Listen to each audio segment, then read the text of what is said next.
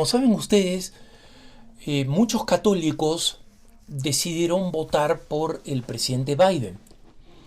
Y acá no estoy hablando de personas que son, digamos, sociológicamente católicas, ¿no? Es decir, que no practican su fe, no conocen su fe, no tienen ningún interés en su fe y, digamos, fueron bautizadas, les encanta el ritual católico, se han casado o se casarían en un templo católico, irán a un funeral católico y probablemente, bueno, ellos han sido bautizados y probablemente bauticen también a sus hijos en el futuro, ¿no?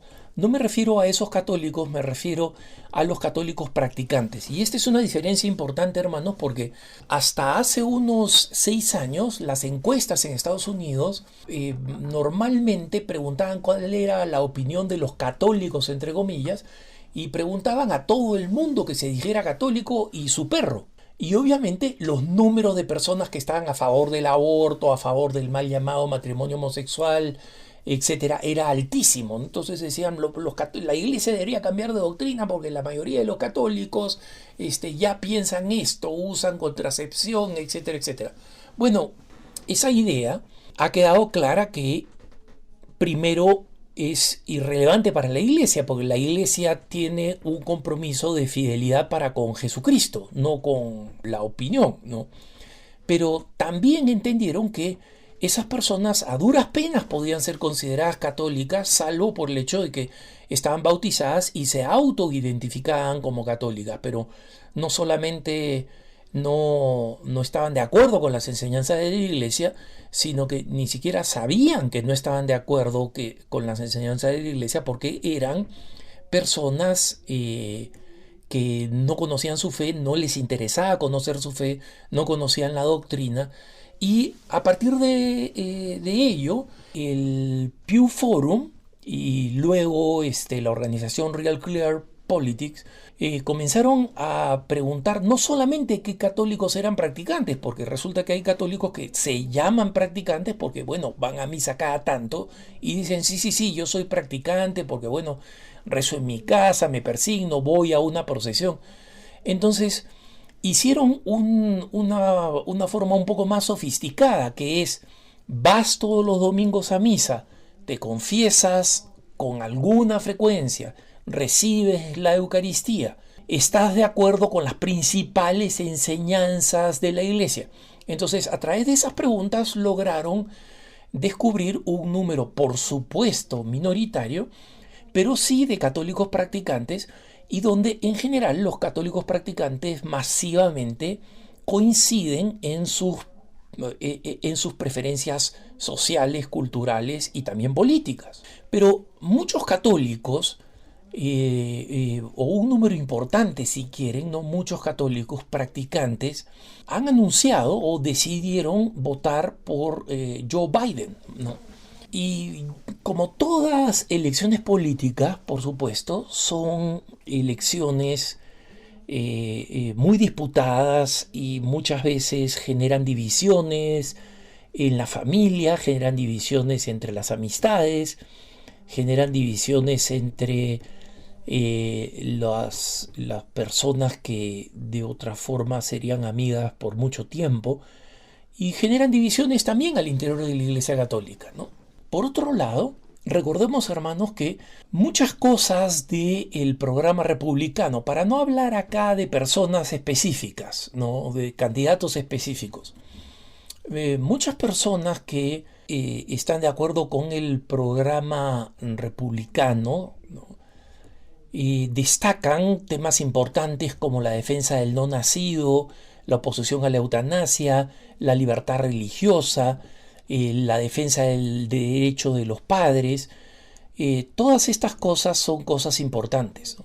Pero muchas de las políticas de la aplicación económica, por ejemplo, o sea, la incredulidad total de la necesidad de una red de protección social o la manera de aproximarse al tema de la inmigración, ¿no? O por otro lado, en el Partido Demócrata nosotros sabemos que hay una gran sensibilidad social para cosas muy importantes como el permiso de maternidad, por ejemplo, que no es considerado importante entre los republicanos, las políticas de ayuda económica que alienten precisamente al crecimiento de una familia, el trato justo de los inmigrantes, etcétera. Muchas veces atraen a católicos sabiendo que por otro lado el partido está en contra de la libertad religiosa, acepta el aborto hasta el momento mismo del nacimiento. Entonces, sin embargo, yo he conocido muchas personas que, sabiendo que los católicos en general somos huérfanos políticamente en Estados Unidos, ¿no?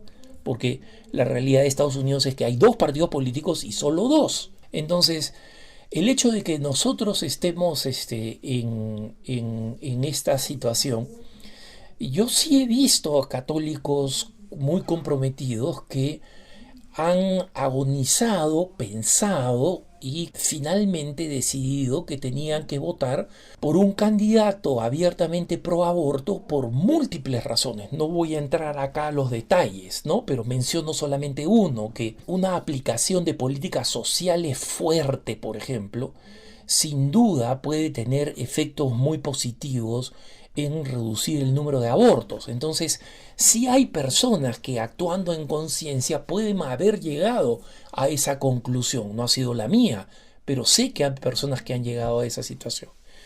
Inmediatamente después de conocido la decisión de los colegios electorales, es decir, de que ahora Joe Biden es el presidente electo de los Estados Unidos y Kamala Harris es la vicepresidenta de los Estados Unidos, muchos católicos que votaron por Biden salieron a celebrar, cosa que yo no hubiera hecho si yo hubiera votado por otro candidato, justamente por esta razón, porque somos huérfanos políticamente.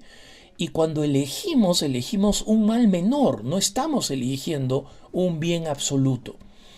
Entonces, cuando veo a una autora importante que alguna vez promoví, como Dawn Eden, por ejemplo, que ustedes deben haber oído hablar, haberla promovido, cuando veo a Jeannie Gaffigan, la esposa de este famoso comediante, que es un comediante católico, tienen 5 hijos, y son totalmente pro vida, ¿no? Y usualmente utilizan un humor bastante limpio. Cuando veo al padre James Martin, por ejemplo, diciendo que sí, que no es una decisión fácil, cuando veo al padre Matt Malone, jesuita, director de la revista América en los Estados Unidos, y veo a otro de estos católicos que decían cuán difícil es la situación, celebrando a todo meter, y varios de ellos, como Jeannie Gaffigan, por ejemplo, burlándose de los católicos que, según ella, perdieron, entre comillas, porque votaron por el otro candidato. No creo que ese es un buen signo indicativo, digamos, de que hemos votado más por razones de fe que por razones políticas, ¿no? Y en consecuencia, no me alegro que nadie haya ganado ni nadie haya perdido. Pero si es que estos católicos están celebrando y ellos dicen que Biden ha recibido un mandato para sanar a la nación, ¿no? Y que como católico, y esto por si acaso no lo estoy inventando, lo dice Christopher White, un periodista de el National Catholic Reporter. Ojo, recuerden, el National Catholic Register es del grupo de WTN. El National Catholic Reporter es un periódico que se llama católico, recibe el nombre de católico, pero está a favor del aborto, de las uniones homosexuales, de la revolución socialista. Bueno, este candidato, después de burlarse de los católicos que votaron por Trump, o que votaron en blanco y no votaron por Biden, dijo en un artículo inmediatamente escrito después del anuncio de que Biden había ganado las elecciones, diciendo que este era el momento para también sanar a la iglesia, heal, ¿no? Sanar a la iglesia que había estado dividida. Y yo me pregunto cómo una persona que se enorgullece de un voto, yo creo que ningún católico debería, digamos, enorgullecerse de ninguno de los votos porque los católicos somos políticamente huérfanos en Estados Unidos. Y podemos en conciencia votar por un candidato o por otro, en conciencia, cuando lo hacemos como con conciencia católica, ¿no? Con conciencia de fe, con conciencia bien informada. Pero en ningún caso yo veo que sea motivo para celebrar como si hubiera ganado la fe, que no ha ganado, y mucho menos burlarse de quienes votaron de otra forma, sobre todo cuando el margen de ganancia de la victoria de Biden es minúsculo, es minúsculo. O sea, estamos hablando del término de poblaciones de 51 punto algo a 48 punto algo, o sea, casi 51 a 49, ¿no? La diferencia más pequeña que puede haber. Entonces, si estos católicos que están celebrando ahora la victoria de Biden y que están contentos, y Dios los bendiga que estén contentos, ¿no? ¿Realmente creen que es el momento para sanar a la iglesia y para sanar a los católicos y para que los católicos nos volvamos a unir? Les quiero decir que eso no va a suceder con retórica, eso no va a suceder con palabras bonitas dichas por Biden, de que yo soy un hombre de fe, que rezo mi rosario. Eso no va a bastar. Y aquí tengo una lista, ¿no?, de 7 puntitos que a estos católicos que ahora son influyentes, ¿no?, que le digan a Biden que es la manera para reconciliarnos los católicos todos juntos. Y mi lista es esta. 1. Pedirle a Biden que no suspenda la ayuda de la AID a los cristianos en la llanura del Nínive en Irak y Siria, como los demócratas suelen hacer. Que no promueva el aborto como derecho humano en los foros internacionales, porque no es un derecho humano y un católico no puede estar contento con eso. Número 3. Que no reemplace la protección internacional a las minorías perseguidas, incluyendo los cristianos en los países del Medio Oriente, por la protección por el movimiento LGBT, como hizo Obama, que abandonó a los cristianos y apoyó y presionó al mundo para aceptar el mal llamado matrimonio homosexual. Número 4. Biden prometió que iba a meterle juicio a las religiosas de las Little Sisters of the Poor, a las monjitas de las pequeñas hermanitas de los pobres, que no han aceptado incluir seguro para aborto y contracepción en el seguro que le proporcionan a sus empleados. Son monjitas, Biden, son monjitas. Tú dices que estudiaste con monjitas, son monjitas.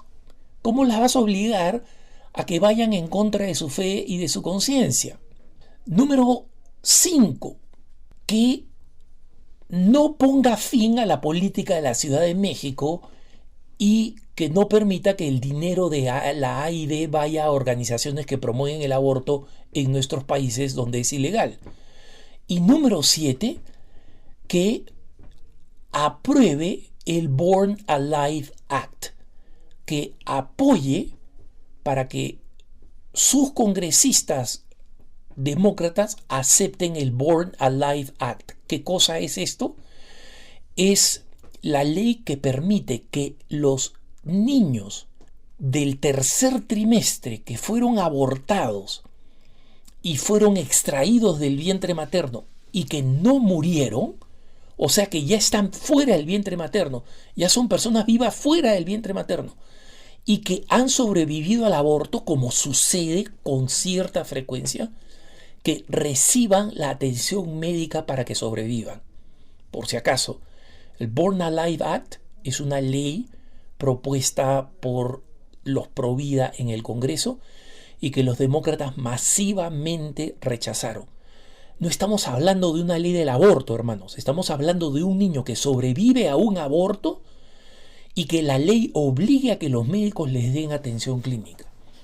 Entonces, Christopher White, Don Eden, Austin Ivory y todos los entusiastas que votaron por Biden y que creen que esta es una gran victoria y que ellos van a ser y que Biden va a ser el gran reconciliador de la iglesia, esta es la lista. Si cumplen con esa lista, entonces sí va a haber reconciliación dentro de la iglesia. Si no cumplen con esa lista, les aseguro que no va a haber, porque no debe haber. Que tengas un buen día.